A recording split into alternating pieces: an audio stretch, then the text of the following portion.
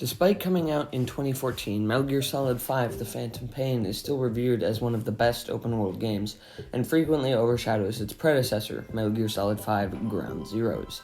And even though this game is amazing, albeit very short, a key part to both of Ground Zeroes and The Phantom Pain is doing Recon, so you know where enemies are before you go into one of their bases or camps or whatever.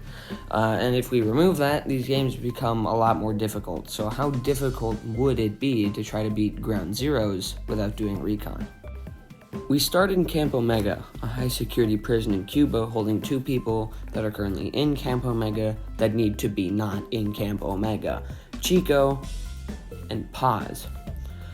We are introduced to a mysterious man with a weird face, but I don't mean that with hate, and this mysterious man works for XOF, but since I'm not a big Metal Gear Solid fan, I have no clue what XOF is. They also mentioned Cypher, Fox, and MSF, and I still have no clue what those are. Please help me, Metal Gear fans, I am confused.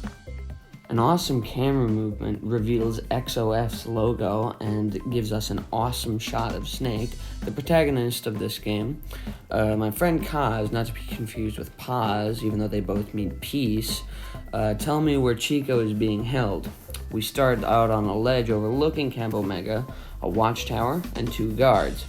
Kaz told me to do some recon, and he was very clearly uninformed as to what we were doing here. I shot out the spotlight on the watchtower and made my way down. I blew up the watchtower with a hand grenade, and I would have snuck my way past these two guards who came to investigate, but I actually marked them, so I had to put them to sleep. Not actually, I didn't shoot them, I hit them with a tranquilizer. But I accidentally marked them, so I put them to sleep with a tranquilizer. And two more guards came in, and I had to kill them or else they would have called for more help. It's unfortunate, I know.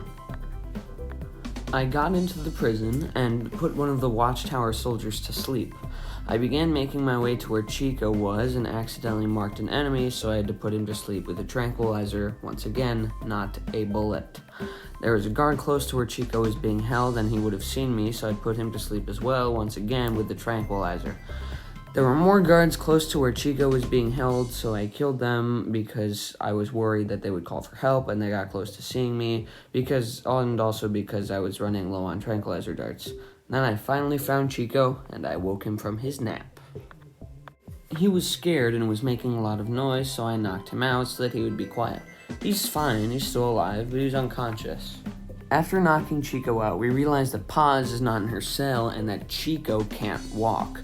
Kaz, not Paz, was kind enough to mark where I had to take Chico to, so I ran over there as fast as I could, not caring if anyone saw me, which someone eventually did.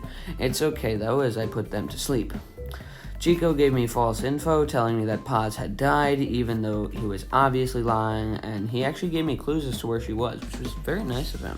I dropped Chico off at the rendezvous and started looking for Paz. Based on the sounds, I deduced that Paz was in the big building in the middle of Camp Omega, right next to the heliport. I made my way over to the big building, putting some guards to sleep along the way. At one point, a guard saw me, so I had to kill him because I had ran out of tranquilizer darts, which was not good. I took out more guards while I made my way to the big building. Eventually, I got into the big building and went into the basement after taking down a security camera that they had there. They tried to catch me with it. It didn't work.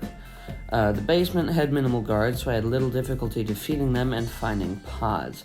Since I had no ammo left in my tranquilizer pistol, and you can't use your rifle while carrying somebody, if I wanted to shoot somebody, I had to put down Paz and then pull out my rifle and then shoot. There were a few people who were still in the basement, so I had to take them out.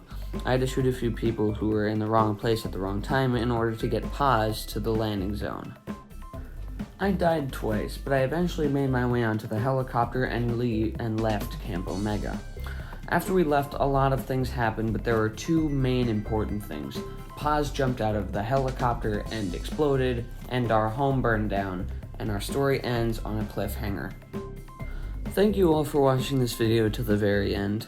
Sorry that I haven't uploaded in a while, but I will try to do more. If you have any other ideas for challenges, be sure to let me know down in the comments. Maybe not just for Ground Zeroes, but for any other game. Thank you all for watching. Be sure to like and subscribe, and I will see you in the next video.